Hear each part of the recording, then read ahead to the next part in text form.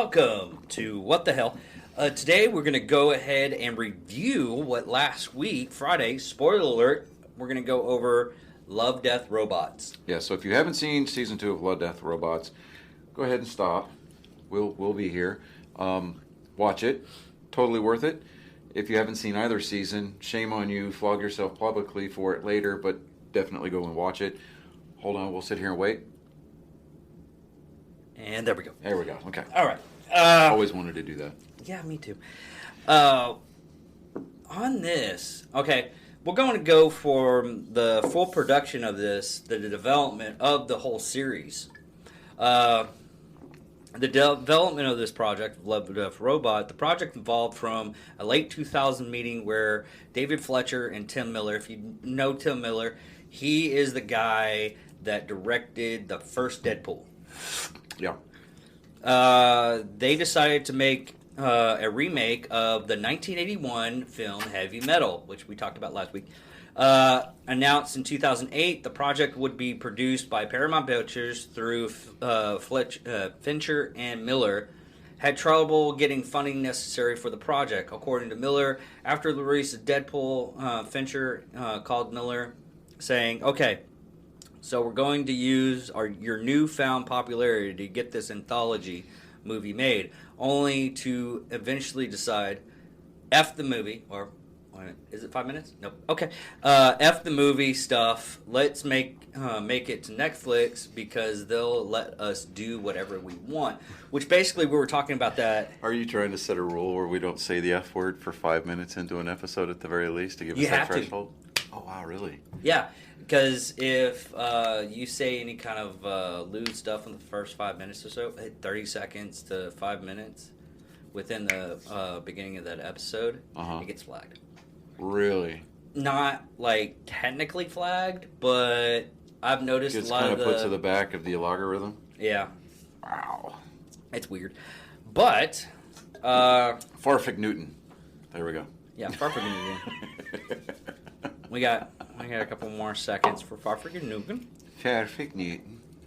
But anyways, what a lot of people don't understand is the heavy metal aspect. Back in the 70s, that's pretty long bit, was back in the 70s, they had this magazine or comic book strip called Heavy Metal. It was basically for the artists. Great, yeah. I mean, somewhere, I've got buried somewhere. I've got back issues of Heavy Metal, the original printings. And it was I want to say it was like a monthly publication. Yeah, and I think it's still going on. I'm not entirely sure. If it is, it's just a bastardization, and that's not a bad word, is it? Bastardization. It's a shell of its former self. I mean, to me, I don't think. I mean, I think that a lot of the graphic artists that are out there now, they're not so much from telling stories through the art. I think they're just doing shock value type art. And I think, what is it? It's Deviant Art or something like that is probably the closest that we're going to get to like the old school heavy metal. But yeah, with this Love, Death, Robots show. Oh, it's still around. Heavy metal is still around. Yeah. But with the Love, Death, Robots, first season, dude, I was just like, I was hooked. I love the werewolf one. Yeah, that was my favorite one. Yeah, the werewolf one was pretty cool. One of my favorites was from the first season. Breaking down the episodes. So if you notice that there's going to be some kind of an editing, and he's going to try to make it look as smooth as possible. No, I'm just when you get a call from the Veterans Veterans Administration, you answer. Yeah, because you'll never know when you'll get that phone call back. Try to call them back, and it's like, oh well. Or get a hold of them. Yeah, it's damn near next to impossible. Anyways, episode 1, the automated customer care. That was hilarious. I loved it. I was like, Wally got a hold of some bath salts, man. That's what that was.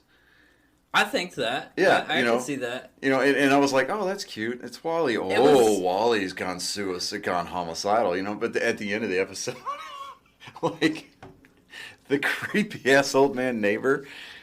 He's like, move out of the way, and then you don't know if he was winking or blowing a kiss to the dog or the woman. Either way, like, what?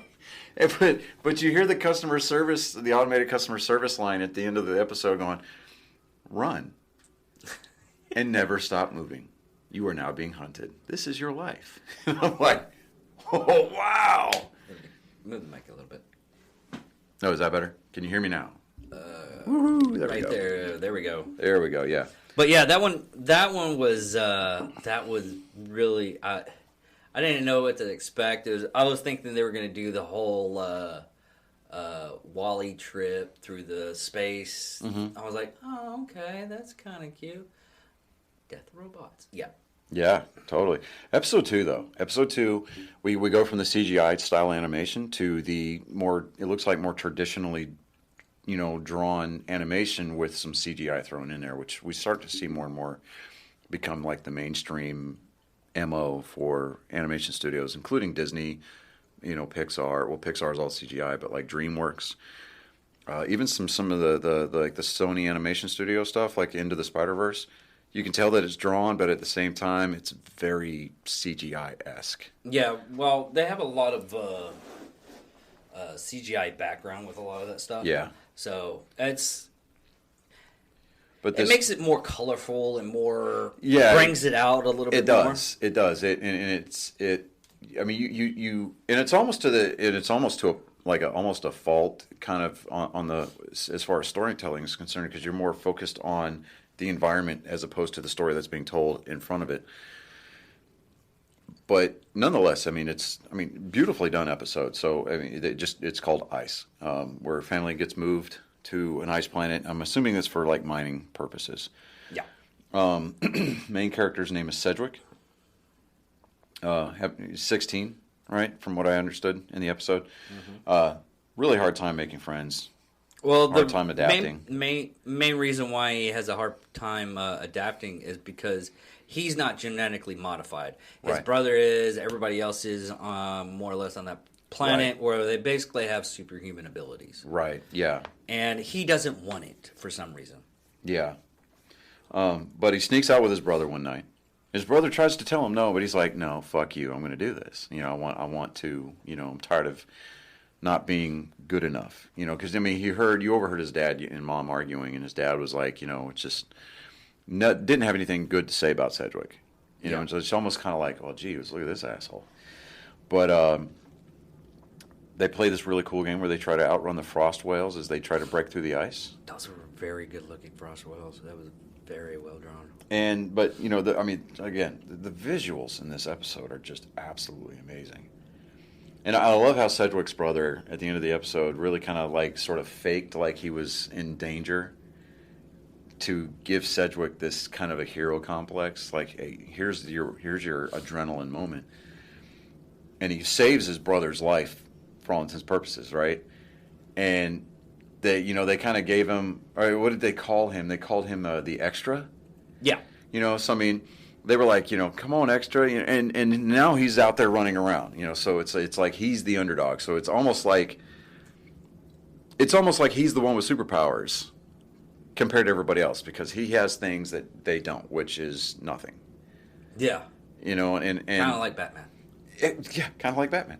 It's like, what's your power? But other thing that kind of confused me a little bit on that, and it was the whole fact of they're genetically modified. Okay, mm-hmm. They have better speed abilities, agility, just overall athletic. Now, whatever they were smoking, and he was normal smoking that. Think about it. Yeah, he's not genetically modified. That should have just put him on his ass. I'm not one to advocate drug use, but damn, I want some of that shit. Make me feel like I'm 20 years old again. Okay. And the next one was Pop Squad. Pop Squad. That started out really dark, and it gave me, like, immediately, right off the bat, I had this whole, like, Blade Runner kind of feel to it. I almost didn't finish that episode. I didn't either. just the premise of you just the whole the job of the police, or at least those detectives. It's more or less like SS back in kind of Nazi. Yeah. I was drawing some of those parallels, but I really couldn't get my head past the whole, Blade Runner-esque parallel. Yeah. Because if you remember, it was kind of reverse. Yeah. If you think about it, it's kind of reverse because they're immortal, they don't die, and they don't want any more. Well, yeah, the Synths in the Blade Runner universe, they had finite lifespans. Look at that. Yeah. Anyway, so they had finite lifespans. Okay, and see, that's going to be an Easter egg coming up to one of the last episodes, the second to last episode that we'll cover. Yeah. But they had finite lifespans, and they were designed that way for a reason. But with the Pop Squad, the fact that these people that are having kids are deemed criminals, and their kids are being executed because of all population control, things of that nature. Yeah, when you get into stuff like immortality and everything, and I'm surprised that Altered Carbon didn't put into it all too much, because they're. Well, see, with Altered Carbon, they're still having natural born, kids that are being out there, but at the same time, at a certain point, because okay, so remember in the first season, the detective that. The main character was getting involved with, her family. None of them had decks. No, they had. Oh, they had decks, but they chose. They had decks, but they chose not to re-sleeve. Yeah, they were choosing to not re-sleeve. So I mean, everybody's getting uploaded into those decks, but you'll experience real death as opposed to sleeve death, and then you just re-sleeve. Yeah. But it irritates me that Netflix, again, canceled something really, really awesome, because I loved the Altered Carbon universe. I mean, it was just a cool story. Anyway, so getting back to this. So just kind of like with Harrison Ford's character in the original Blade Runner, our main protagonist in this episode, he starts to experience those regrets of his career choice. And you could tell that it's physically bothering him. And then they drop the whole bomb about, hey, it's the trade-off. You can have kids, or you can be immortal, and people were choosing immortality, and enough people chose that to where it became illegal to have kids, and so he starts following these clues from this stuffed dinosaur, which is where we see the first kind of like the little Easter egg about the Ipswich collectibles. According to Reddit, we read it before we started filming. Yeah. It's just an Easter egg. That's not. I mean, there's a spelling differentiation between that episode and the last episode, but still, it's still kind of cool that we were able to pick up on that, and but it's probably one of those red herring Easter eggs. It kind of, yeah, but the trail of breadcrumbs from that dinosaur led him to this house where this woman who was immortal had a child, and he starts interacting with the kid, and you really, and this was one of the harder episodes to watch, just like you, I really debated on whether or not I wanted to finish it, just skip ahead to the next one, but I'm like, okay, look, if we're going to do our due diligence and we're going to at least appear to be open-minded, we need to watch this all the way through, that was the mindset that I had going in. Well, that's the mindset that I adopted going past the halfway point on this episode. So, but. Yeah, and when he walks out and he sees his partner standing outside, he finally got that father mentality. He did. He had that father mentality, and he's like, I need to protect this child and preserve her right to live. And to me, I mean, we get, and that really kind of poses that very old question of. What would you do if you were given the opportunity to be immortal? What would you give up? And honestly, with as cool as it might seem to be able to live forever, a lot of people will actually lose their if you listen to the stories and everything like that. Yeah, you tend to lose your humanity. Yeah. But I mean, and you see that a lot. Where as cool as it would be to be able to live forever, to see what's going to become of humanity, what kind of technological and scientific advances that we're going to see, make, do, whatever, be able to live long enough to walk on Mars or whatever planet that we end up going to next. Yeah, that would be cool. But at the same time, you've really being able to live forever. Yeah, I mean, what makes us human is the fact that we know that we're not going to be here forever, so we have to make the most of the time that we've got. Yeah, if we can say that, hey, I can do it next week, you just won't do it half the time. Yeah. In all reality, us as a species, we're kind of lazy. Yeah. So I mean, being I don't want to say collared, but having the the ability to go out and do something on a spur of notice. Yeah.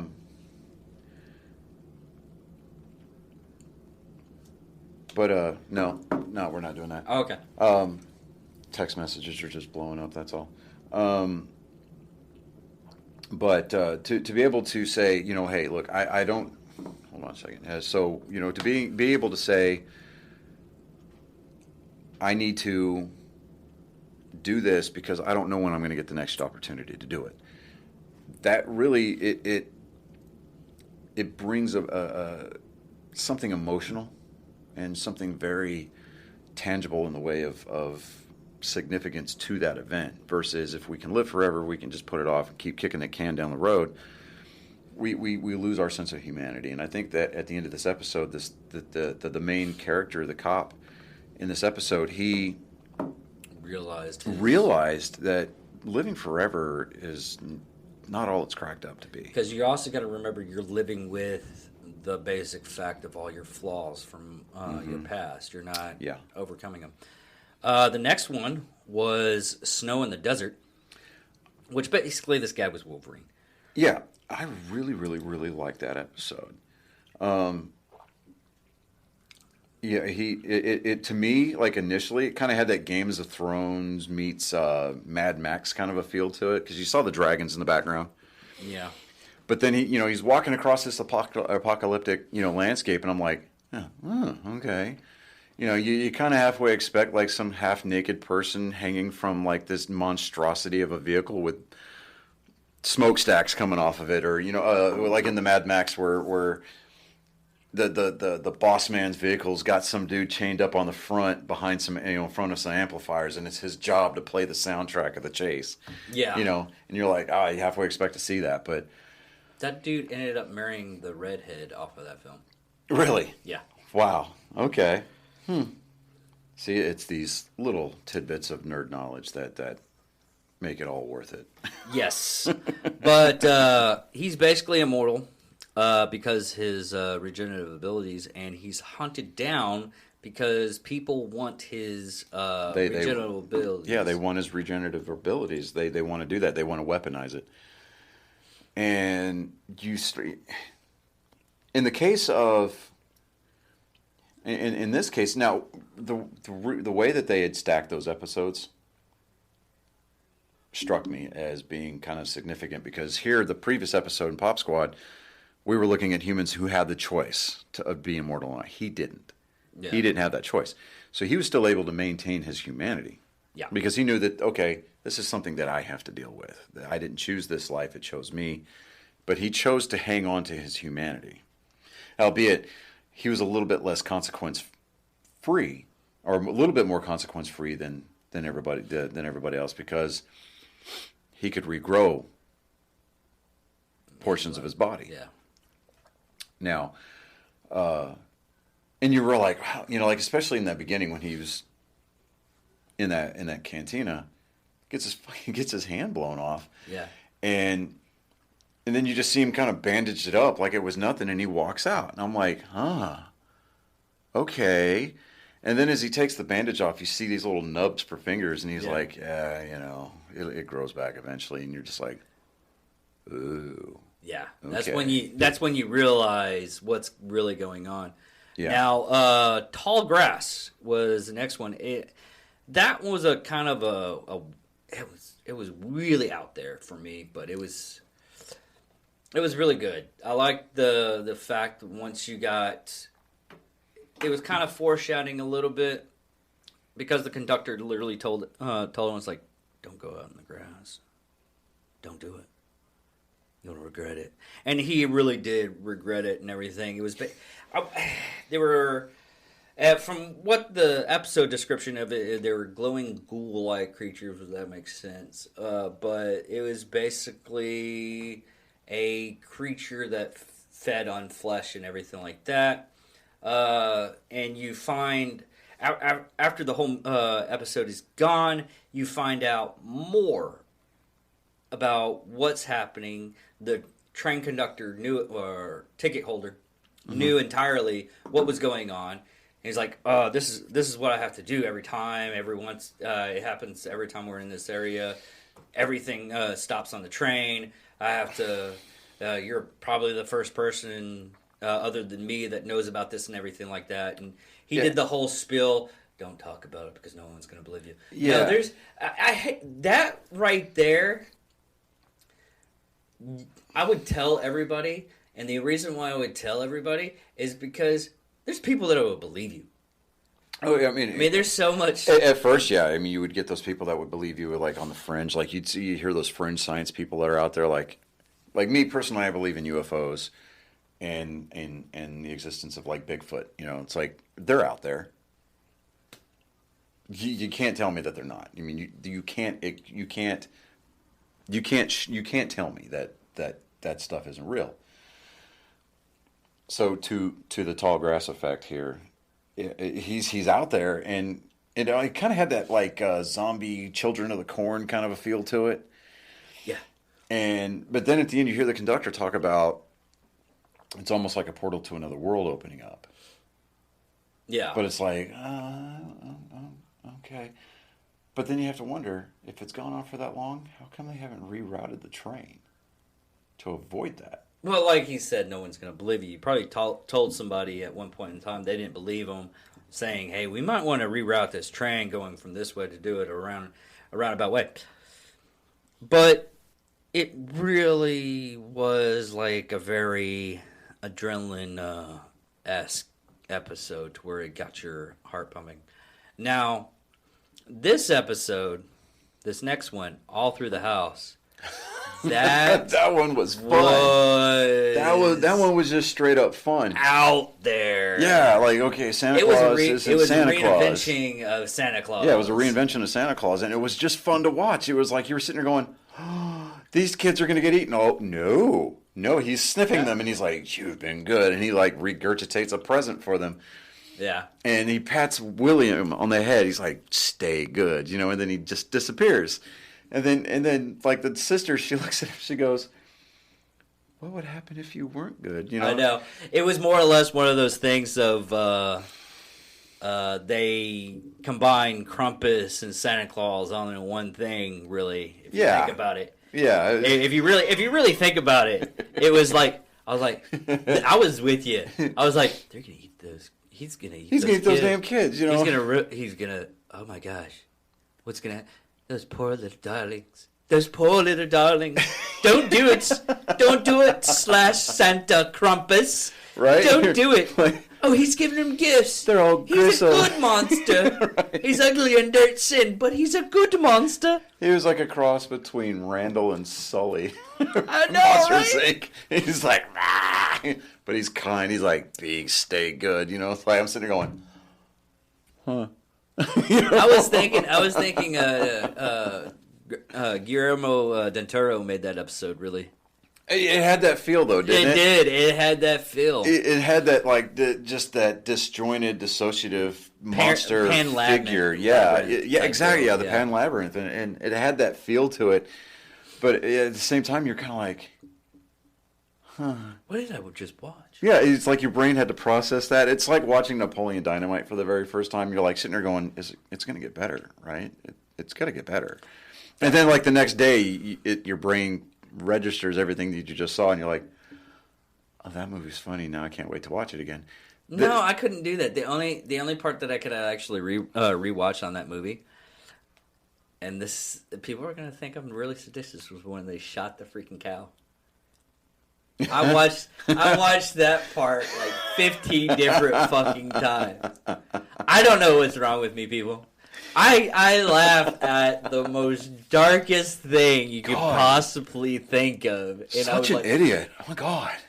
And I'm just like, dude, did he do that? Dude, it's like that one scene off of Boondock Saints with the cat. Right. I watched that like 57 different times. Right. I don't know why I have this dark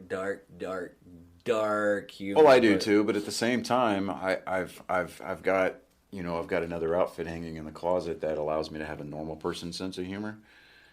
So, it's almost like my brain remembers what it was like before I had to use dark humor as a coping mechanism. No, it's it's almost like there are things out there in this world that allow me to hit the reset button, so to speak. But I've never hit that reset button. Of course, I've also everybody's like, "Hey, you like dark humor?" And then I say something, or I show them something. It's like, yeah, this is kind of like Snuggles, the rapidly soft thing from Rapidly Soft Bear off of Robot Chicken. Oh.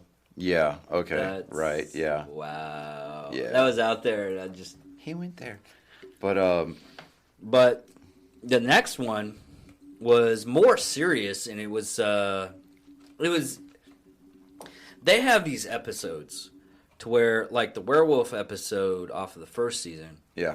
But they have these episodes that you wish they would develop in a show. Yes. A live hatch, which was yeah, because you got you have so little information on it, and it was just so well done. Yes, it was so well done. It was. It basically, you could almost view that entire episode like it was a concept trailer. Yeah, exactly. Because you could actually, it's just one of those things. You got a small piece.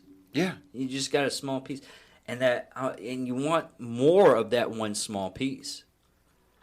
Yeah, I mean, Michael B. Jordan, the CGI rendering that they did of him, almost spot on. There was a couple of points in the episode I noticed where the CGI just seemed a little bit clunky. Yeah. Yeah, but for the most part, I mean, it was really beautifully rendered.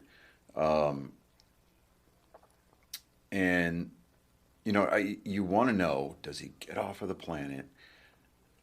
What the war was about. What the war was about. Who is it exactly that they were fighting? Why were they fighting? What happens after he gets off the planet? His life leading up to that point. Yeah. Because, and obviously he you saw him kind of rapidly figure out how to address the maintenance robot issue. Was this something that they had received training for? Was this something that he knew? Hey, this is a possibility that it could happen. But what the one thing that was really strange about it, and I cringes every time I watch that one part, is the hand. Oh, with the finger? It just because you see it in the beginning of it, and then you're like, oh, what happened? And then he tries to pick his hand up, and you see the little finger kind of going off its own little way. Yeah, it's almost like that scene.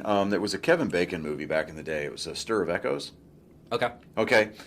He has this kind of like vision from the girl who's the main character in the movie, where she's dragging her fingernails across the floor. No. Not again. You just want to sit there. No. You just want to sit there and go like this, just kind of like. Not again, Satan. Make sure your nail beds and cuticles are all where they're supposed to be. Dude. Yeah, see the goosebumps right there? My head. Right? You are welcome. You, sir, are welcome. Go fuck yourself. Thank me for my service. Go have a nice helping of go fuck yourself on that one. That was See, now we're decidedly past the 5-minute barrier, so yeah. Yes, I can finally let go a little bit. Now, the last episode of this is the Down Giant. Yeah. Now, that one was Tim Miller. He did that one. And the CGI, the first part of it, I literally thought it was real people. It was that well done. Yeah, at the beginning, yeah. But what tipped it off for me, and it was something in the background. You see that the main character's Land Rover pull up. But there was a kid or person that had gotten out of a car parked on the other side of the road. And it just had that CGI clunky, that's where it hit. It had the arms that were kind of like in an unnatural position and just kind of whole body turned like that. Yeah. And I was like, oh, this is actually CGI. Wow, that's really good, But I think, like with this episode, and just like we had kind of drawn that parallel when we were looking for that Easter egg association for the Ipswich, Reddit came through. That really just kind of hit on that. The purpose of that episode was for just to kind of break down our deconstruction of death, the way that we view death versus life, the dissociative properties that we as humans and give. For some reason I don't get the whole.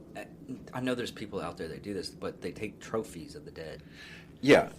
They either they want to feel close to it, or close to the person, or thing that died, and they or want if it's to have something. It's a trophy, kind of a thing. Like in the case of hunters, well, taking antlers or having things stuffed, or soldiers from any period in time, like ears or whatever. They would take pieces of equipment off of the body. Yeah. Or serial murders would keep mementos of their conquests. Yeah. Well, even Mike Glover of Field Tactics. Yeah. I think it's Field Tactics. Yeah. But anyways, he even said, he's like, I took the guy's watch that I just killed, and it was just a remembrance of how that guy fought. Yeah. And how he gave his life for his country. And he wanted to remember that experience. It's wrong in the Geneva Convention. It's wrong, but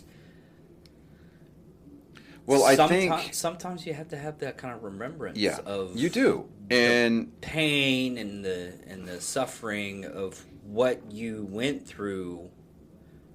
Yeah, and even to a lesser extent, a lot of soldiers that will take soil from the places that they fought, and they'll keep it. Whether it being like in the old school film canisters, which kids nowadays they've got life too easy. Or that one thing that's going around right now are those Japanese village flags, mm-hmm. to where a lot of the people that went island hopping, they had these flags and everything. A lot of them actually go back to the village that it originated to return the flag, and return the flag, and it's a sense of. These were once our enemies, and now they're our friends. And a lot of people don't understand that. Like there's a B-17 pilot. His plane was shot all to shit. I mean, he was limping this plane back to back to safety. A German pilot escorted that bomber. Yeah. Back to safety, and he actually had fought off other German pilots, say, "Look, no, he's protected," kind of a thing. Yeah. Those pilots became best friends. Shortly after the war, I think that they re-met. I think they met probably, like, I think they said the 50s, and they became best friends, and they've been friends. I think they're still both alive, and they're best friends even today. Yeah, and there's also another story I remember where the Americans and the Russians were in this concentration camp. POW camp. Yeah. And basically, the Russians were treated poorly because they didn't have Red Cross, and the Americans ended up getting Red Cross food storage and everything. They would send them to the POWs. And the American POWs weren't supposed to give food to the Russians, and they ended up doing it. And this Russian dentist, he was a dentist before the war and after, he ended up getting the cigarettes and breads and loaf and everything, feeding the friends. And he told the story, and man, talk about waterworks. Right. It was so moving. You hear all this anti-humanity that we're getting right now, And during that time frame, you see what people in the desperation do for each other. Yeah. And we fail to remember that. And we fail to remember it so deeply that we cause our own chaos. Yeah, and to this episode's credit, you really started to see kind of the disrespect that humanity has for, other species, whatever. Well, not really because other this giant, species. this giant is even towards ourselves. I don't say disrespect to other species. I say disrespect to the unknown, really.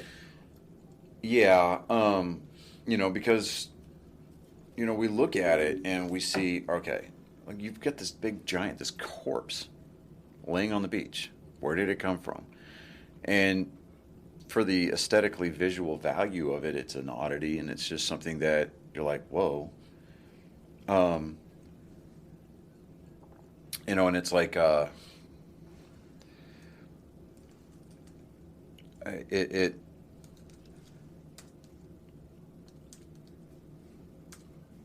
I mean, you see people like climbing on it, graffiti, eventually. And eventually it starts becoming dismembered, where the scientific value of this thing has just been diminished because of the fact that, one, it's been defaced, two, it's being dismembered, and three, people were just kind of using it like a jungle gym. Yeah. And then they just took off pieces of it, the skull or the head and everything, and body parts and everything. They even had it to where how far along are we again? Okay. They had the penis in a carnival. Yeah, and they mislabeled it as a whale penis. Yeah. And that actually would make sense. Yeah, but then okay, so because they did that, you have this one person who remembers it a certain way. Was he the one that was seeing it wrong versus everybody else? Oh. So not only does it bring, for me, does it kind of bring to light the whole dissociation between life versus death that humanity as a whole have? It's the perception of the one person. It's the perception of the person living that event. Okay. Because he said that the people that were there that day, the people that visited the corpse, they soon started to remember it as nothing more than just a sea beast. Okay. Yeah. And it's either the degradation of our memory, our ability to retain historical facts that we've experienced firsthand,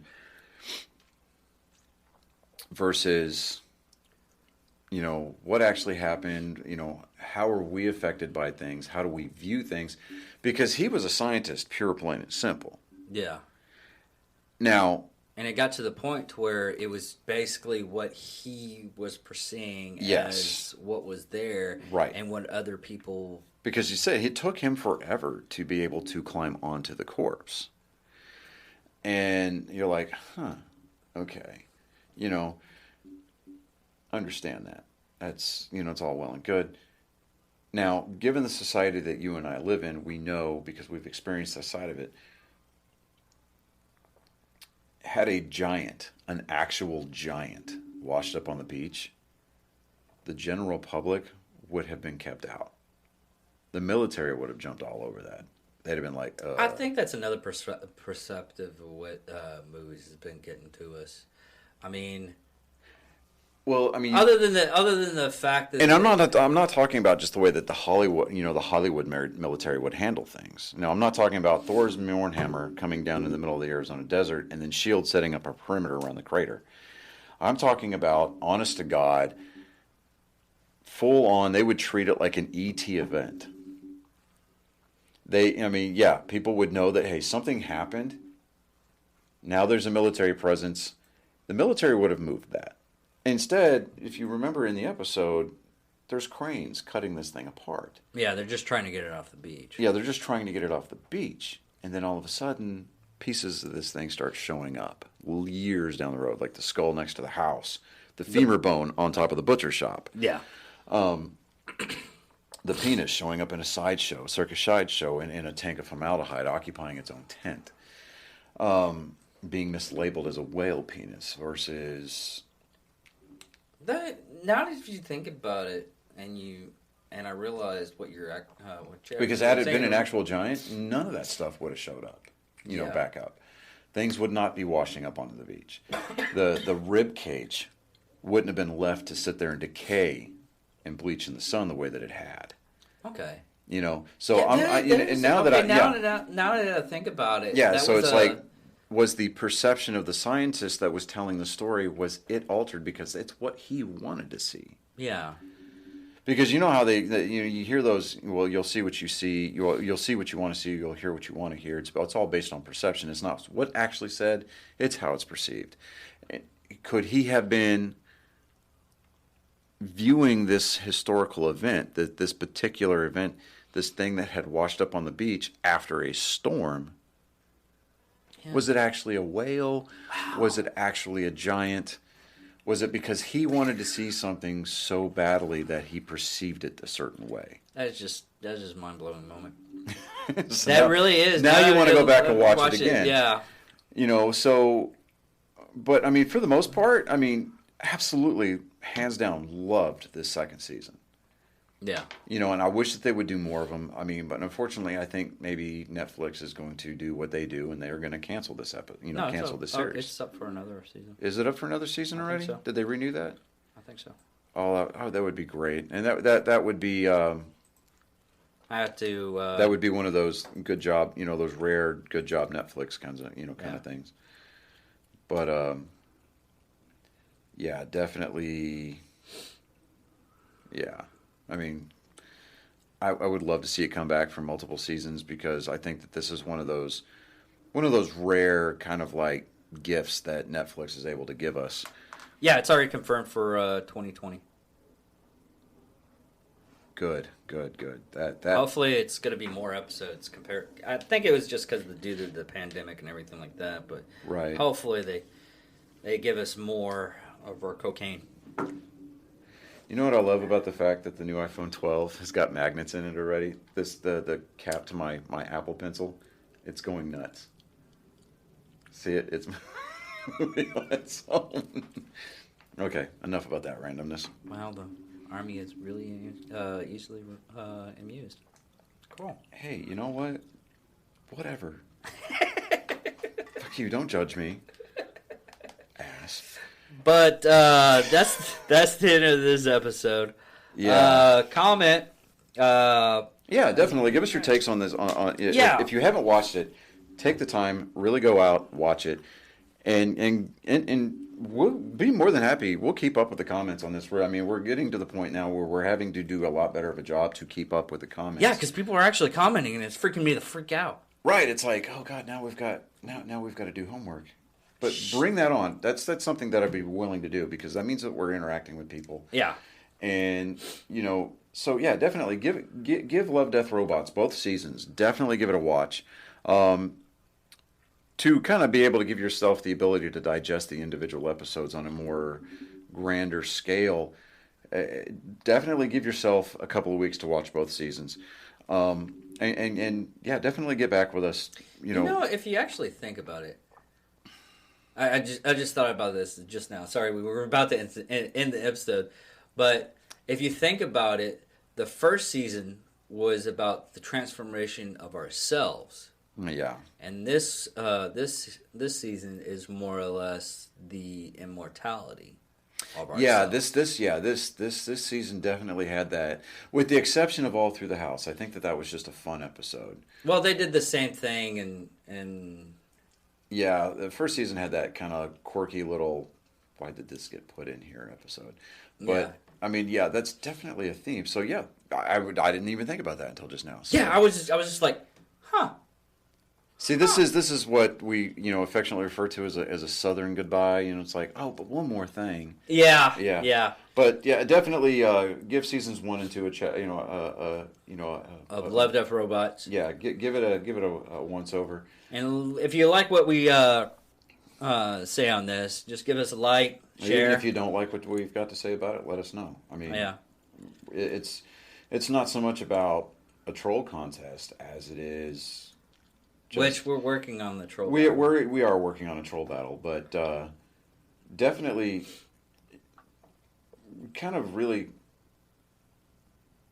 re-embrace the ability for human beings to debate one another versus establish dominance through insult. I mean, it's an open exchange of ideas.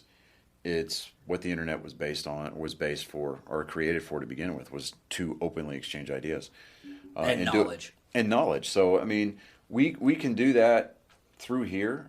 We can make it a very meaningful forum for debate. And so, I mean, let's take advantage of that, and definitely leave us some comments in the comment section. Definitely, again, hit the subscribe button.